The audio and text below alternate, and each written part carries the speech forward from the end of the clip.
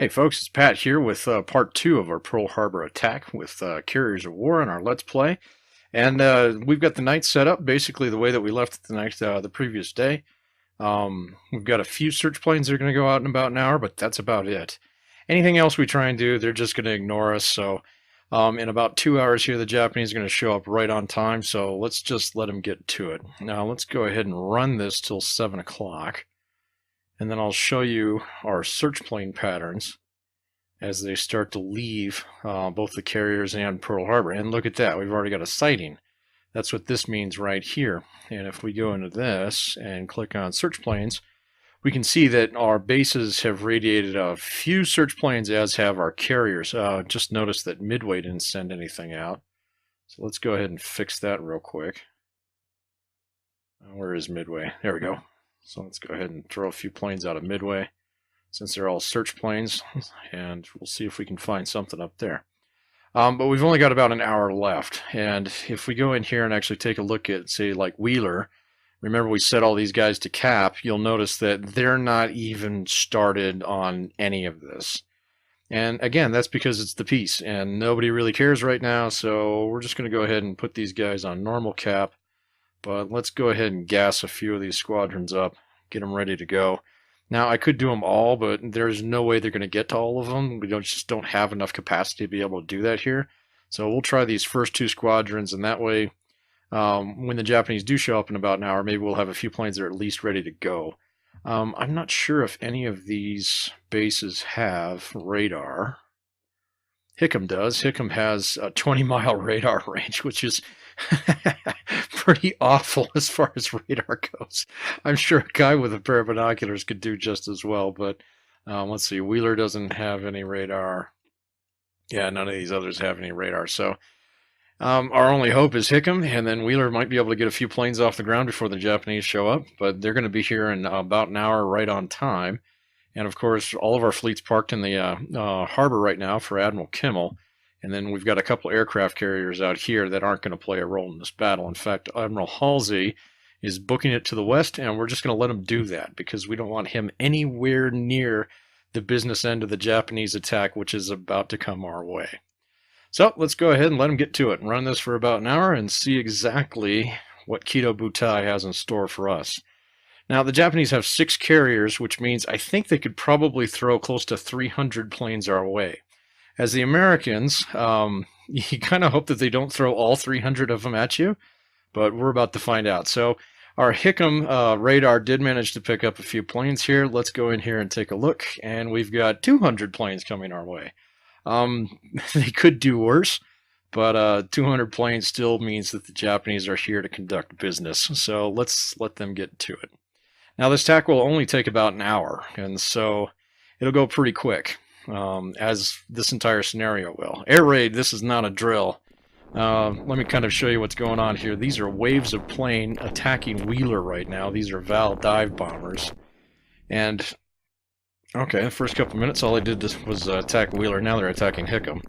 And this panel over here kind of shows you what's going on. This guy right here got shot down. And, oh, here we go. This is the main event.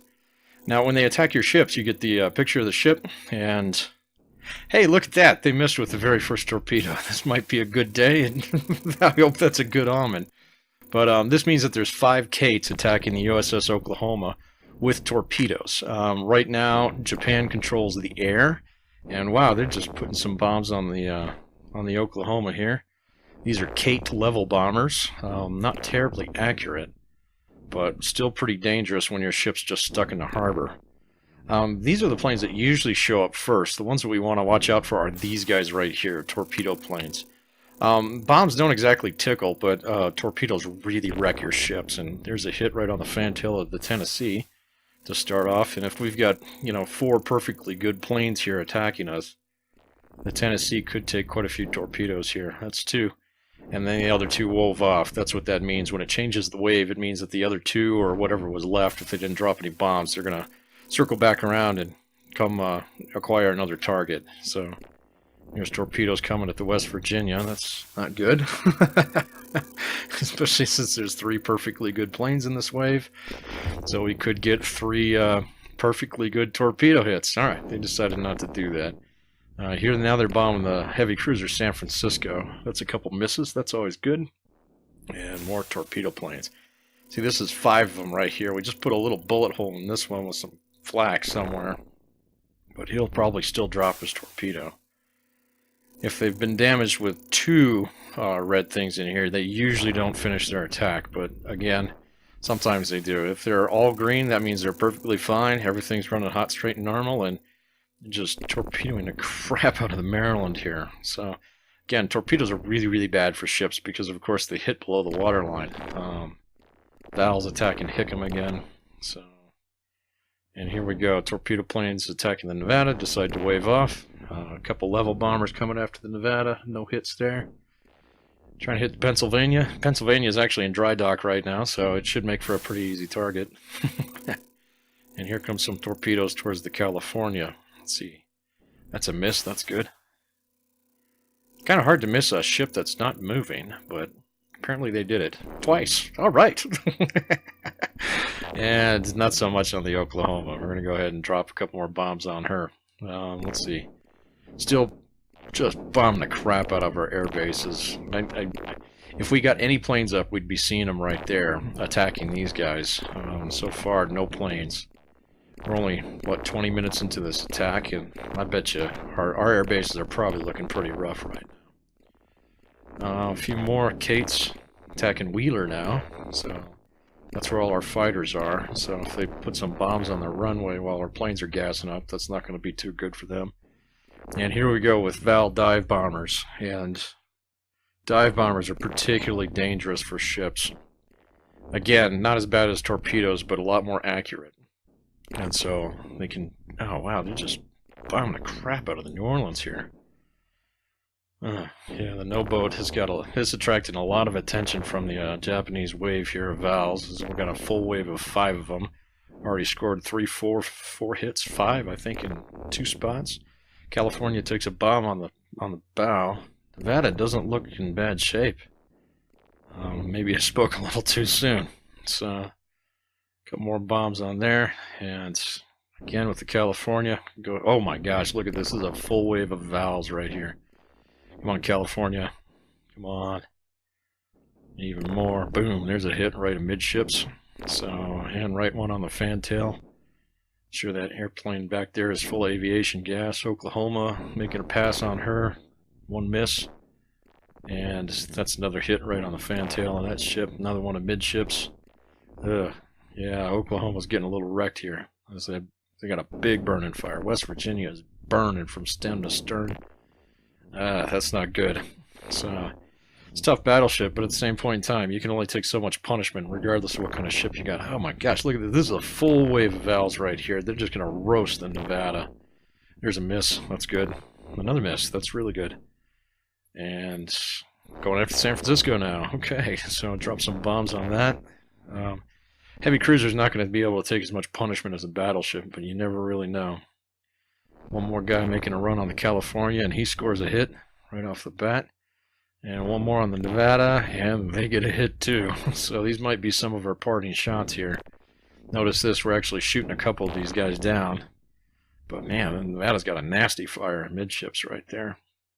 And they're still going after it. More Vals. Dive bomb the California. So there's a couple ships. We'll just have to see how bad the damage is here in about 15 minutes when it breaks.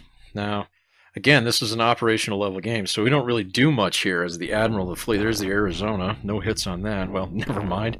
And this guy right here means that we actually got a plane or 2 up in the air, and they're actually going to shoot back a little bit. And that's 9 o'clock, so that's 1 hour. Pretty intense, pretty fast, but let's go see how bad it is. They still got planes coming in. Although that wave might already be done. We'll just have to check. So here's our status screen. And let me pull my mug off there so you can see what's going on. So each one of these ships will accumulate damage. Now understand that none of these ships have damage control parties, or at least any good ones. And so if there's fires on the ship, this might translate into more permanent damage. And these fires can spread. These red boxes right here are damage that's permanent. It's already done. We can't do anything about that. And if they don't put these fires out, this will just burn and burn and burn until the ship finally goes down. Maryland looks like she's probably just about done. Same with the West Virginia, big fires on West Virginia. And so that's not good. Same thing with the New Orleans. Wow, New Orleans burned like crazy. Look at that. And let's see what else we got. Pennsylvania. I think the Pennsylvania actually got out without a scratch on it. That's good. Not so much for the San Francisco, though. So anyway, here we go. Kido Butai, of course, is up here. We can go ahead and take a look at our search planes. We got a couple guys that are following them. One of them right there. It's probably a Vindicator from Hickam, or Iwa, sorry. And they'll kind of just hang out and make sure that they don't do anything too crazy. But we might actually get it. We might actually draw another attack from these guys. Let's go take a look at our air bases here. Oh, wow. Wow, we didn't lose any of these. That's amazing. Notice this? All these B-17 Bolos. I thought they were cooked for sure. Haven't lost one. Haven't lost any of these either. That's great. We actually kept all our bombers. You know, that kind of gives me an idea. Maybe we should go use said bombers, shall we? Yeah, let's do that. So you hit the strike button here and then accept a target, and let's just hit them with everything we got, shall we? This is not historically accurate, but at the same point in time, it's time for some payback. So you just pick whichever one of these targets you want. Of course, we want to go after the carriers. So let's accept that. And what do we got here? We got 22 Dauntless dive bombers that we can send there as well. Now, none of our fighters are going to reach there, so these guys are probably going to get tore up a little bit. Oh, wow, look at this. We lost almost all of these fighters here. That's just awful. Remember, there were squadrons in this entire base, and we only have 2 of them left. This has 1 plane. This squadron has 1 plane left, and it is torn up. This squadron here has 7 planes left, and one of them is just not flyable anymore. This damage level 2 means that it's not going to take off, but there's a chance that they could actually fix it overnight. And if this scenario ran for more than a night, we might be able to use it tomorrow. Damage level 1 means, yeah, they'll go if we really tell them to, but we can't expect too much out of them. Anyway, we're going to launch everything we got. Notice this, we got another sighting way up here. I think those guys have a little surprise in mind for Midway. So let's beat them to the punch, shall we? Let's go ahead and strike these guys with whatever we got in Midway. We got PBY Catalinas, which we can send out with a couple bombs on them. Well, that'll be a little bit of a rude awakening. You have awakened the wrath of America here, and even if we lose every last freaking plane, man, it'd be great to have a hit on a carrier on Pearl Harbor Day, especially if it's not ours. But we'll run it an hour here, and notice that our strike planes are getting ready to go. Let's go ahead and run it another hour. And of course, the folks in Pearl Harbor are fighting fires and trying to get those battleships under control. And here we go. We got some PBYs going to make a run on these guys up here in Midway. Come on, guys, get a bomb hit on them. This would be amazing. I mean, these planes are not exactly bombers. And maybe we can get a hit. As notice, the Japanese are putting up a heck of a lot more flak than we are. And that's because they're a little bit wiser to what's going on. These guys might have problems with that. And of course, they might have a whole bunch of Mr. Zeros to fight off too. But if we punch him, he might go away. Oh my god, look at this. They're shooting down all of our planes. We just sent squadrons on suicide missions. And just to illustrate the point, so that guy right there, brave young flyer for the United States. Come on, guys. B-18 Bolos. Nah, see, none of these planes. There's one right there. Come on, get a hit. Nope, there's 3 of them that are good. Nah, that's a miss. Come on, get a hit on the Kaga. Just one hit. Just one hit. And no. B-17s, come on. Big boys, baby. Come on. Oh, no, they're not going to get nothing. Maybe. One last B-18 Bolo. Gallantly attacks the Shokaku. Here's the Suikaku. Dive bombers all getting shot down. All right, we got a couple good ones here. Come on, boys. Just one hit. That's all I want out of you. Just one hit. This is a good wave. Boom! There we go. Yeah! Got a hit on a Japanese carrier. Take that, Admiral Nagumo. So, yeah, America. Of course, very few of those guys are going to make it back alive. But, now, I've never done that on this scenario. I've never gotten a hit on a Japanese carrier. Oh, now this is something new. These guys up here are going to bombard Midway. Let's go ahead and speed that up just a little bit. Kind of get through it, because it'll take them about an hour to do that. And the Japanese will get a few extra victory points for doing that. There will be other missions down the road where bombardment really makes a big difference, especially when we go down there and start fighting in a little green island known as Guadalcanal. And we'll be there eventually. This is just the beginning. But go ahead and run through this as we try and actually recover some of our planes here. And hopefully, guys have been able to put out some of the fires in Pearl Harbor, right some of those battleships, keep them from sinking. Pennsylvania looked pretty good, but some of those other ones look pretty bad. So we're just going to have to check it here in a couple minutes. And again, it's not a tactical level game, so we don't go in there and we don't tell them to counter flood or, where to assign damage control parties to, or, fire control parties or whatever. That's the captain's job. Right now we're the admiral, and being Admiral Kimmel, we've got about 3 days left on the job. So, well, actually, hitting them pretty hard here, or at least getting one hit on a carrier, might save our bacon, but I doubt it. Yeah, because we lost 4 battleships. Oklahoma, Tennessee, California, Maryland, and West Virginia are all on the bottom of the harbor. USS Arizona survives with a little bit of damage up front. California is looking a little scratched, but other than that, she's okay. And the Nevada took about half the damage off there, but she's still afloat too. So that's pretty good. Let's see. New Orleans managed to stay afloat, get all the fires out. Oh my gosh, that ship is trash. So, good thing the dry dock's right next door, because we're going to be needing it. San Francisco's still struggling with this last fire. We'll see if she actually survives. Notice here that her speed's been reduced from whatever it was before, probably 35 knots, down to 16. So she's in pretty bad shape. If we want to do the Japanese the favor, we could go ahead and scuttle it. But now we're going to make it. We're going to make them earn every last one here.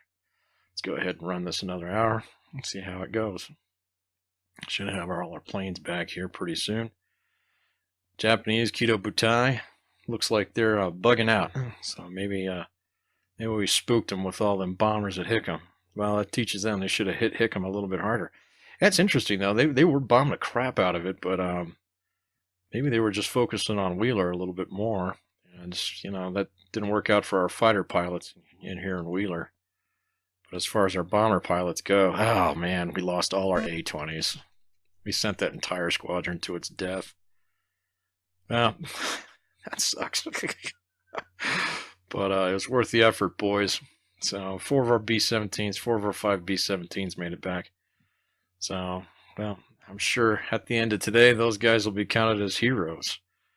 Attacking the Japanese fleet on Pearl Harbor was something that was pretty much out of the range of possibility during the historical battle. And the fact that we managed to pull off a hit on an aircraft carrier is pretty freaking cool. Let's go in here and see if the San Francisco managed to make it. Nah, San Francisco's done.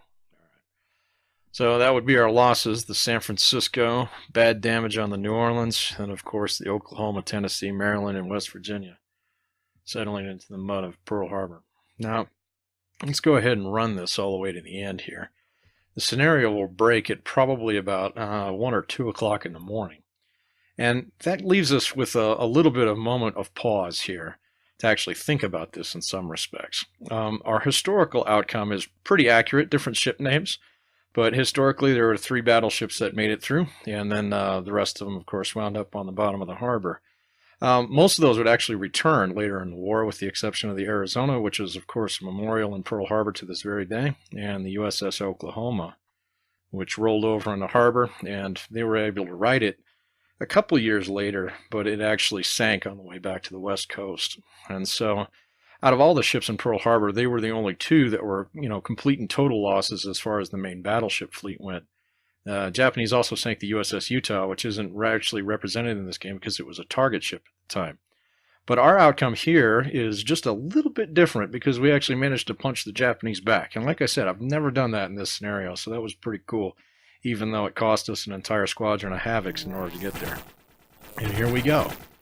These are the final results for the battle. And here, let me just bring those back up here. If you go to the American side, click on this current score, gives us our final results. And we actually managed to fight them to a draw. Now, with a good chunk of the Pacific Fleet on the floor, on the bottom, settling in the mud of Pearl Harbor. Doesn't really seem like much of a draw, but that's the way the game kind of works out. Everything is based upon these victory points. And depending on how each scenario is set up, yeah, it's like in this one as a Japanese, you have to do really, really good in order to win. Now, strategically, regardless of how well the Japanese did in this game, or in real life, it's basically a win for them. But this is how they balance the game a little bit, and it's kind of cool because it means that there are no battles in this entire game that are dead even. Okay, everything's going to be asymmetric. So later on, when we go down the Coral Sea, as the Americans, we're going to be vastly outnumbered. When we show up at Midway, the same thing. When we get into some of the battles around Guadalcanal, a little bit more even, but it just depends on which angle you're looking at. Their planes are going to be much stronger than ours, and our ships are going to be more durable than theirs. And then finally, if we get to the last battle, which is the Philippine Sea, it is just a slaughter for us. I mean, as far as the Americans go, we're going to bring the entire house over to the Marianas and just absolutely wreck the Japanese in that one. But we have to do a good enough job in it, otherwise the game will actually give us a victory or a grade that's basically placed against history in some ways. And so we didn't do any worse. We didn't do much better. And so, ta-da, we get a draw. Now, with that being said, that's the game, okay? Part of the point behind me doing this series is to, bring the game to life in some respects. And I know we have rather dated graphics here, and I hope you enjoyed the really dated sounds of ships and planes blowing things up. But this game, like many historical games, represents something that's real. And before we move on into the next battle, I wanted to kind of share something with you here to kind of bring this home. Now, I had a relative who was in this battle, and he was on this ship right here, which is the USS Reed. And many, many years ago, he wrote me a letter about what actually happened in this battle. And so I wanted to share that with you here just for the last couple of minutes.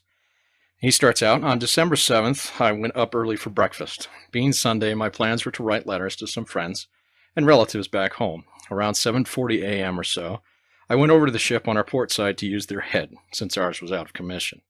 At 7:55 a.m., something was going on out on deck. Alarms started to go off. I had no idea what this was about. The first thing I did was to look out of a porthole and saw the expression on the faces of crew members that told you something was drastically wrong. I ran out to the fantail. The first thing I saw was this fast airplane fly over, just a few feet above our heads. It was so close that you could have hit it by throwing a wrench at it. Those big red circles immediately told the story. For just a short moment, I thought to myself, there goes our trip back to the mainland. I jumped over to our ship by the shortest route I could find and went down below deck to get my gas mask. As I was running down the passageway to my bunk, I was trying to tell those who were still in their sacks that we were being attacked by the Japanese. At first, no one was paying any attention to me or didn't want to believe it. I was out of my mind. However, they became believers as soon as they started hearing shots being fired topside. From that point on, it was quick movement for battle stations. Having newly arrived aboard, I was really not sure where my duty station was or what my job was supposed to be when I got there. I first went to a gun station, which was on the fantail. The awnings were covering the entire fantail, as well as one of our 5-inch mounts. Someone yelled to take the awnings down. They were suspended around the perimeter of the fantail by lines neatly tied about every foot apart to a cable to hold the canvas taut. There must have been at least 100 of these lines around the perimeter.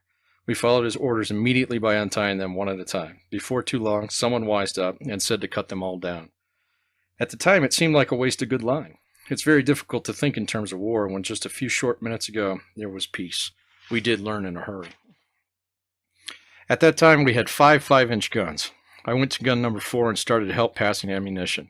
As we looked over at both sides of Ford Island and saw the devastation on Battleship Row, you couldn't help but get tears in your eyes. You knew many lives were being taken as we watched, and there was so little that we could do but fire a few rounds once in a while.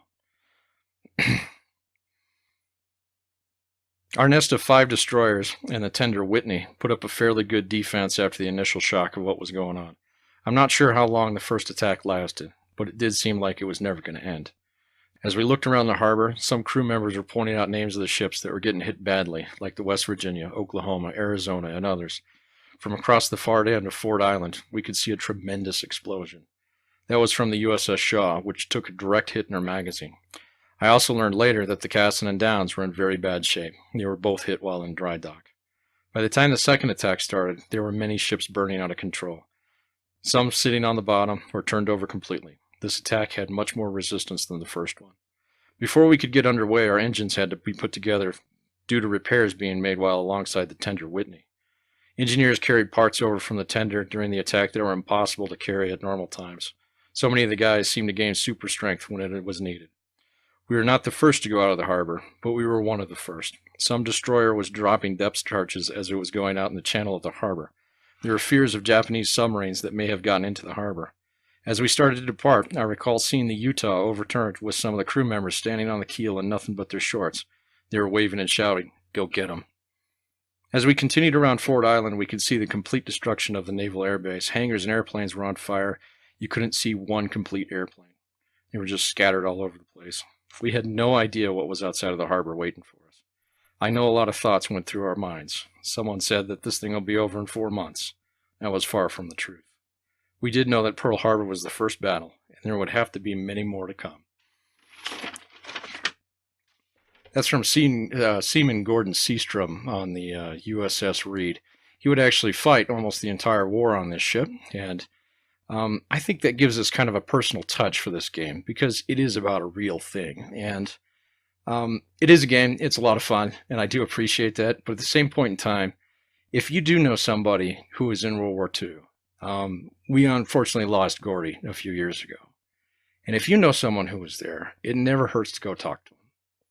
With that being said, I hope to see you again. We'll be back for the Coral Sea here in a few days. Take care now. Bye.